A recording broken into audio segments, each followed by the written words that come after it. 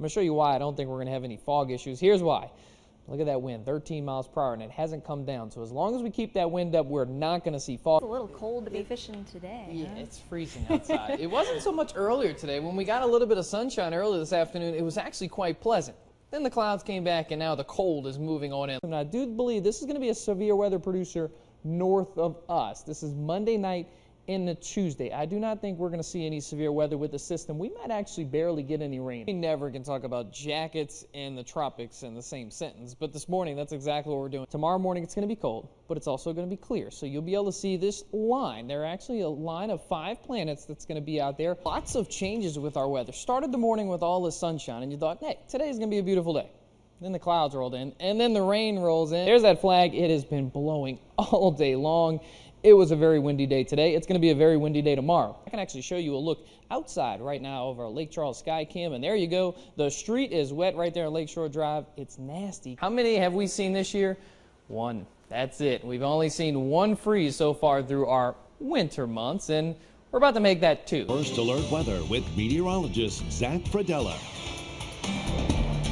And before you start complaining about the warm temperatures, which they are warm, I want to show you some kind of interesting stuff for today and really the next few days. 78 was our afternoon high this afternoon, but if you go back in history, this is one of our coldest stretches in Lake Charles's history. And we got to go back to February 1899. This is the coldest temperatures we've ever experienced recorded-wise. Obviously, weather started a long time before that, but this is in regards to recorded history. On this date in 1899, it was 10 degrees for our afternoon high.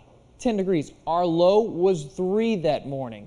Look at the next few days. Once we go into Saturday, which would be the 13th tomorrow, 16 for our afternoon high, 11 for our overnight low, 14 once we get into the 14th, and 20 was our afternoon high on that day. You know what that day was? That was actually Mardi Gras. Mardi Gras 1899 was actually on the 14th that year, and 20 degrees was the afternoon high. That is crazy, and that goes to show you I'd rather be on this end, you know, the 70s end, rather than the other end, even though, you know, some people like the cold. Not me. 75 with Joe Bertrand in Basile, Sugartown. That's 71 degrees. 68 with Faith Poe and Singer.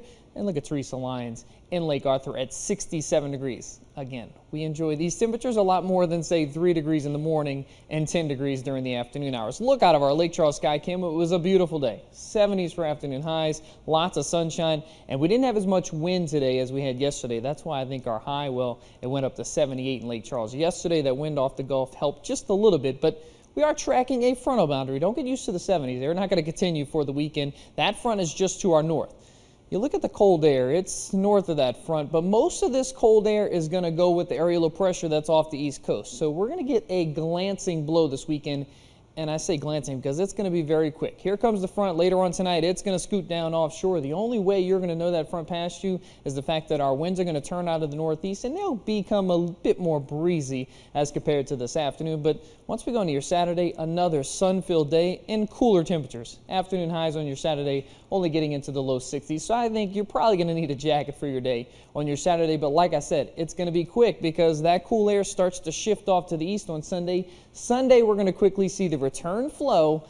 And what's that mean? Well, it's going to bring back the clouds. The first half of the weekend, absolutely beautiful. But Valentine's Day, that's when I think it's going to turn a little bit on the uglier side. Temperatures are going to make it into the middle 60s for your Valentine's Day. So really, there's not going to be much in the way of weather issues. But there will definitely be more clouds for Sunday. And there will be a slight chance for maybe a few sprinkles. And whenever we get these southerly flows developing along the Gulf Coast, we can have those little light showers off the Gulf. And for your Valentine's night, you're bringing the lady out to dinner.